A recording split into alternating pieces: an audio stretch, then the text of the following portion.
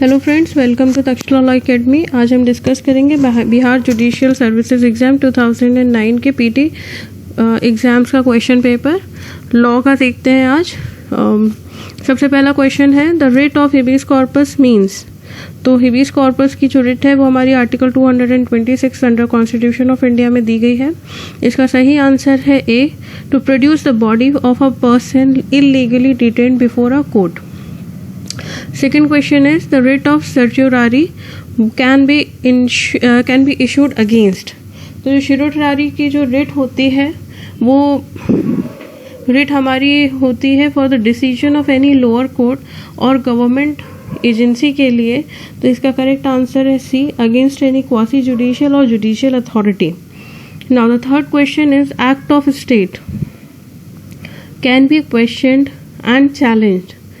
इसमें से किस ऑप्शन का करेक्ट आंसर, इसमें से कौन सा ऑप्शन करेक्ट है? तो इसका करेक्ट ऑप्शन है डी, नन ऑफ दीज, क्योंकि जो हमारा एक्ट ऑफ स्टेट को हम क्वेश्चन नहीं कर सकते हैं while discharging sovereign functions and it cannot be challenged in the high court.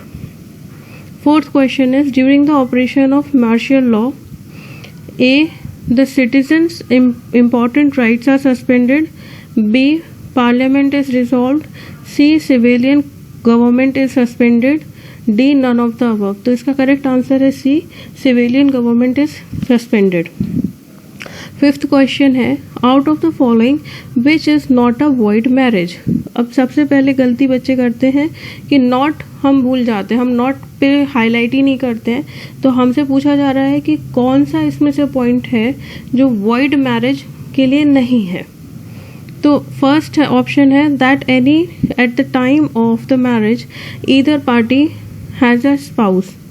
तो अगर ये ऑप्शन होता है तो मैरिज वॉइड हो जाती है। B question is the parties are sapinda to each other, means they are in a sapinda relationship, तो भी मैरिज क्या होगी, वॉइड हो जाएगी। थर्ड ऑप्शन है the parties are within prohibited degree of relationship. Prohibited degree मतलब उस रिलेशनशिप को हमने वॉइड किया गया है कि हम उसमें शादी नहीं करेंगे, तो यहाँ पे भी वॉइड हो जाएगी मैरिज। डी ऑप्शन है that either party is of bad character. इसमें शादी वॉइड नहीं होती है under section 5 of Hindu marriage act. Now sixth question is a Hindu female can adopt a male child but she must be senior to the child by at least how many years, 12 years, 14 years, 18 years या D 21 years.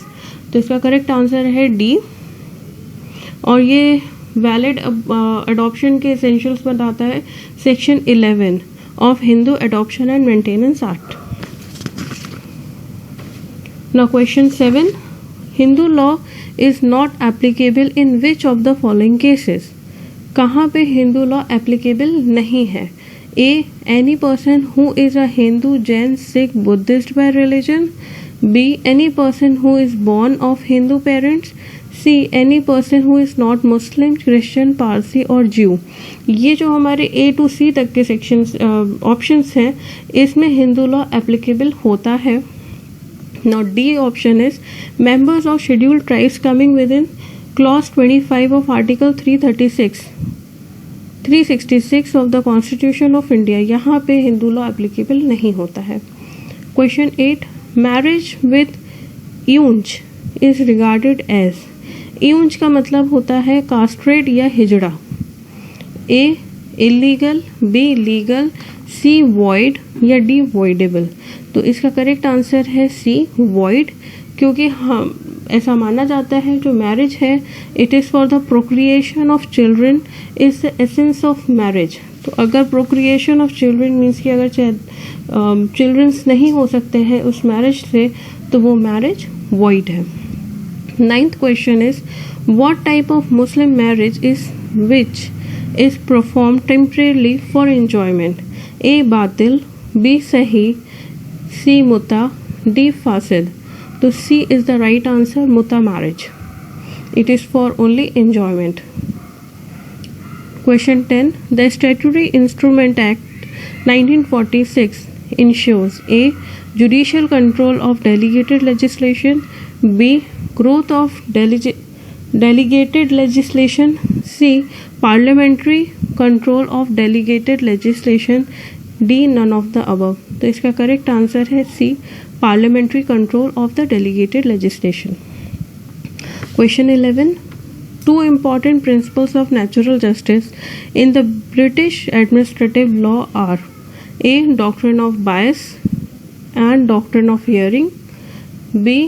Doctrine of bias and right of cross-examination, C. Personal bias and cross-examination, D. None of the above। तो इसका correct answer है A. Doctrine of bias and doctrine of hearing। Question 12, which of the following is not a ground which allows a guardian to give a child in adoption? A. If both parents are dead, तो बच्चा adoption के लिए available हो जाता है। B.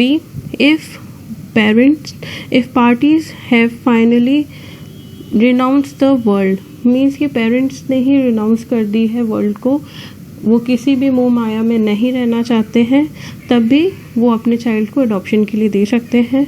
If parents have been declared judicially to be unsound mind, means court ने ही बोल दिया है कि parents are of unsound mind, तो भी चाइल्ड अडॉप्शन के लिए अवेलेबल हो जाएगा। Now D, if parents are illiterate, तो ये कोई ग्राउंड नहीं है कि बच्चे को हम अडॉप्शन के लिए करें, तो करेक्ट आंसर इज डी।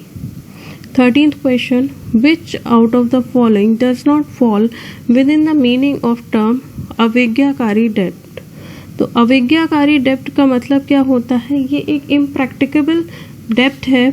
ये वो डेप्ट है जहाँ पे कोर्ट इनइक्विटेबल या अनजस्ट समझती है सन को लाइबल करना। तो यहाँ पे कौन कौन से आते हैं पहले हम ये देख लेते हैं। किसी भी तरह का लॉस हुआ है, बच्चे के जो भी सन है उसके पेरेंट्स के थ्रू किसी भी तरह का लॉस हुआ है at play. Second, alcoholic drinks के लिए उसने लोन लिया था। Promise without consideration. Third is promise made out of lust. Suretyship, fines और ब्राइब्स। तो यहाँ पे तो ये चीज़ें हमारी अवज्ञाकारी डेब्ट्स में आती हैं, इनके लिए सन को लायबल नहीं बनाया जाएगा। अब हम अपने क्वेश्चन पे आते हैं। क्वेश्चन 13 के ऑप्शन ए, एन इमोरल डेब्ट, बिल्कुल इसके लिए हम लायबल नहीं बनाएंगे।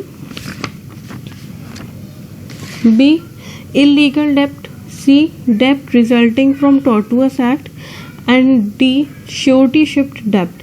तो श्योरिटी शिफ्ट डेब्ट के लिए हमारा राइट आंसर है श्योरिटी शिफ्ट डेब्ट। Now 14th question is the term ombudsman is English administrative law. In English administrative law means A. a parliamentary commissioner, B. vigilance commissioner of England, C. speaker of House of Commons, D. none of the above। तो इसका correct answer है A. a parliamentary commissioner। 15th question is the Crown Proceeding Act was enacted in 1935, B. 1942, C. 1945 या D. 1947। तो correct answer is D. 1947। Thank you friends.